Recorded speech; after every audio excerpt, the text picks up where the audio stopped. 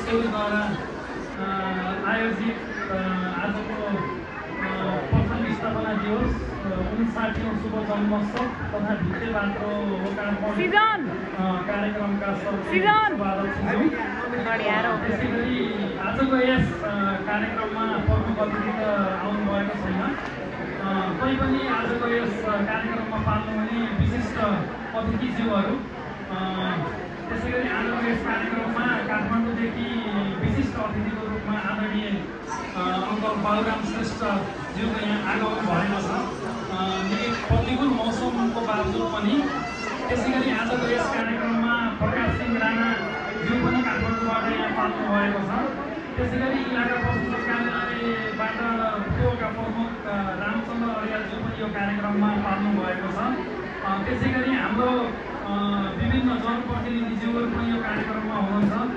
मैले समग्रमा हाम्रो मितेरी बहुउद्देश्य सहकारी संस्थाका सम्पूर्ण सञ्चालक समितिका सदस्यज्यूहरू, सिमलीका सम्पूर्ण सदस्यज्यूहरू, यहाँहरू सबैलाई मैले समग्रमा एक मुष्टमा मैले सम्बोधन गरेँ। यहाँहरू सबैलाई आजको यस कार्यक्रममा निकै पानी अहिले पनि सायद परिरहेको छ, प्रतिकूल मौसमको बावजुद पनि हाम्रो निमन्त्रणालाई पालिदिनु भएकोमा यहाँहरू सबैलाई म मेरो व्यक्तिगत तर्फबाट, त्यसैगरी आजको यस कार्यक्रमको आयोजकको तर्फबाट यहाँहरू सबैलाई नमन टक्राउन चाहन्छु।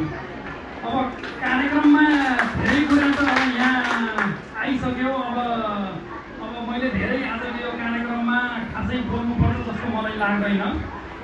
खासमा यो विद्यालय भनेको हामीले सुरु गरेको करिब 1 वर्ष भयो। यो एउटा विद्यालयलाई हामीले जसरी परिकल्पना गरेर यहाँ सञ्चालनमा ल्याएका थियौँ, खासमा चाहिँ यो विद्यालय बालबालिका भनेको भविष्यको कर्णधार।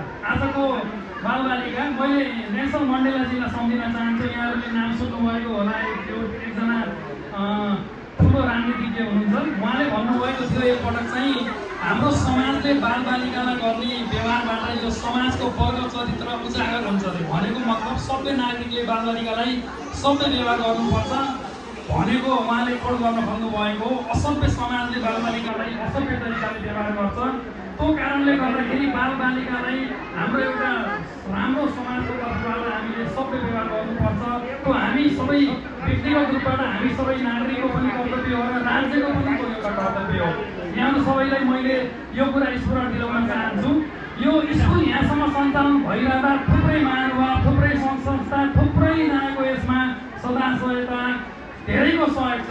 यो स्कुल यहाँसम्म ल्याउँदा करिब 1 वर्षको अन्तरालमा हामीले एक दिनको एउटा यज्ञ लगाएका थियौँ। त्यो यज्ञमा हामीले करिब 21 लाख रुपियाँ सङ्कलन गरेका थियौँ। त्यसपछि हामीले लगभग 4 महिना अगाडि एउटा राष्ट्रिय लेभलका कलाकारहरू ल्याएर एउटा वृहत सांस्कृतिक कार्यक्रम भनेर यहाँ आयोजना गरिएको थियो। त्यो कार्यक्रममा पनि थुप्रै महानुभावहरूको यसमा सदा सहयोग जुट्यो। त्यो कार्यक्रममा पनि हाम्रो धेरैजनाको सहयोगको बावजुद हामीले 14 लाख जति करिब हामीले आर्थिक रकम पनि सङ्कलन गरेका थियौँ। अब खासमा अब यो कार्यक्रम यहाँ चलिरहँदाखेरि चाहिँ आज स्थापना दिवस पनि छ। अब यो स्कुलको अध्यक्ष श्री महेन्द्र अर्यालज्यू मेरो पूज्य बुवा पनि हुनुहुन्छ। उहाँ 59 वर्षको लागिसक्नु भएछ। उहाँलाई पनि म आजको जन्मोत्सवको अवसरमा शुभकामना भन्न चाहन्छु, दीर्घायुको कामना गर्न चाहन्छु। त्यसै गरी आजको यो कार्यक्रम चलिरहँदाखेरि यहाँले अब देखिरहनु भएको छ। अब बालबालिकाहरूको नृत्य पनि हजुरले देख्नुभयो। यतातिर यहाँ एउटा फोटो लागेको छ अनि यता सिमली दानपत्र भनेर लागेको छ। त्यो मेरो पूज्य मम्मी हुनुहुन्छ होइन। यहाँहरू सबैलाई याद पनि, सबैजनालाई याद पनि होला। यतातिर सिमली दानपेटिका भनेर छ। अनि यो सिमली भनेको एउटा परिवारबाट जन्मेको संस्था। अहिले यो परिवारभित्र नभएर सिमो समाजमा यसले चाहिँ आफ्नो छाया छरिरहेको छ।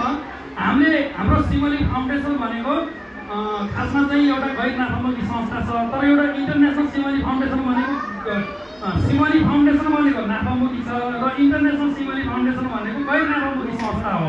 यो हाम्रो इन्टरनेसनल सिमली फाउन्डेसन अन्तर्गत यो विद्यालय सञ्चालित छ। यो सिमली दानपत्र हजुरले देखिरहनु भएको छ। यसमा थुप्रैजनाको सहयोगबाट यो दानपेटिका यहाँसम्म आएको छ। थुप्रै दाताहरू यसमा सहयोग यी हातहरू थिए। हाम्रो बाबुरा आदरणीय बाबुराम श्रेष्ठ अङ्कललाई थाहा छ, उहाँ कपिलवस्तु जतिखेर सङ्कटकाल थियो त्यतिखेर 56-57 सालतिर अङ्कल कपिलवस्तु बस्दाखेरि अङ्कल त्यहाँ हुँदाखेरि हाम्रो पूज्य मम्मी लीला अर्यालकै अगुवाईमा अङ्कल हाम्रो घर भैँसुवा भन्ने गाउँमा आइरहनुहुन्थ्यो। त्यहाँ पूज्य मम्मीले चाहिँ एउटा यो समाजलाई आफू मात्र बाँचेर भएन कि समाजलाई पनि एउटा मार्गदर्शन दिनुपर्छ भनेर उहाँको अगुवाईमा एउटा मौवारी टोलमा विद्युतीकरण कार्यक्रम गरियो। त्यतिखेर सङ्कटकाल थियो, फोन पनि थिएन। बेला बेला बुवाले सामाजिक काम गर्ने अङ्कलले फोन गर्नुहुन्थ्यो, बेला बेला अरूको फोनमा गएर फोन उठाउनु पर्थ्यो। त्यस्तो बाध्यात्मक परिस्थितिबाट विज्ञानले फड्को हान्दै अहिले हामी मान्छेको खोजा गरेर मोबाइल भएको छ। एउटा लीला अर्यालको एउटा यो बुटोलमा त एउटा उहाँले थालेको कामहरू खासै छैन। एउटा विद्यालय उहाँकै परिकल्पना अनुसार यो विद्यालय हामीले सञ्चालनमा ल्याएका थियौँ। तर कपिलवस्तुमा उहाँले अहिले पनि तपाईँको चाहिँ थुप्रै कार्यक्रमहरू एउटा मन्दिर बनाउनु भएको थियो। अहिले पनि सदर मन्दिर भैँसुवामा उहाँकै अगुवाईमा, त्यसै गरी विद्युतीकरण होस्, हरेक सामाजिक कामहरूको उहाँको अग्रपन्थीमा उहाँको नाम आउनु। उहाँले चाहिँ बुवालाई मार्गदर्शन गरेको हुनाले नै बुवाले त्यो काम गर्नुभएको। एक्लै बुवाले माथि गर्न असम्भव थियो।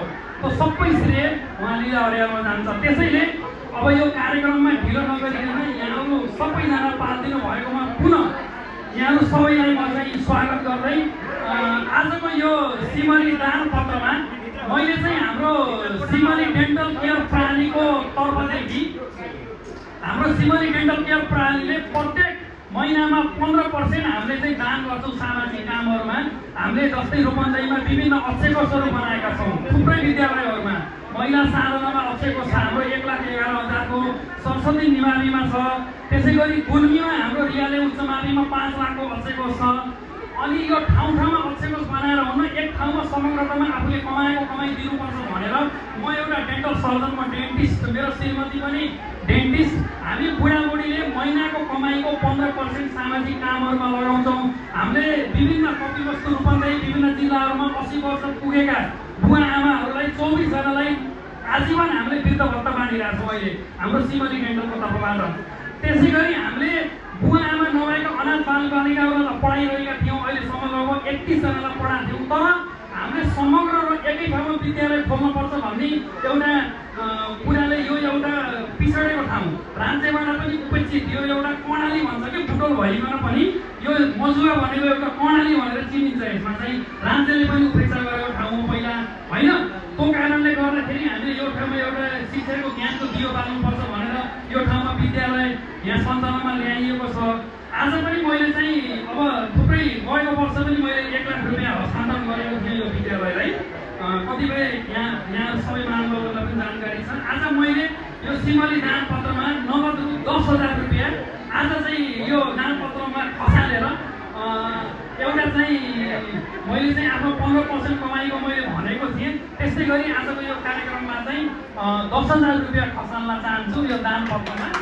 मैले यो यहाँहरूमा यो जानकारी गराउँदै यो कार्यक्रममा पालिदिनु भएकोमा यहाँहरू सबैलाई पुनः शिर नुहाएर यहाँहरू सबैलाई अभिवादन टक्राउँदै नमन टक्राउँदै यहाँहरू समाज म चाहिँ बिदा हुन्छु। हस्, धन्यवाद, नमस्कार।